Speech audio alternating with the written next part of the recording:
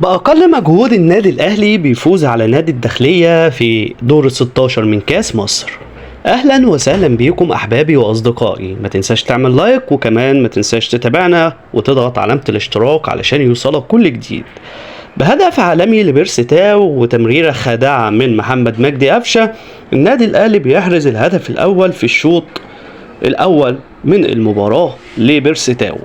وفي الشوط الثاني وبتسديدة رائعة جدا لمحمد مجدي قفشة بتسكن شباك نادي الداخلية علشان الأهلي يفوز على الداخلية بهدفين للا شيء بأقل مجهود.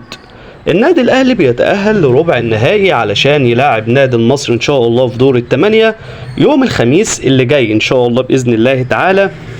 هي مباراة هتكون قوية على النادي الأهلي، لأن نادي النصر بيمتلك لعيبة على أعلى المستويات ونادي النصر قوي جدا. هي مباراة هتكون ممتعة.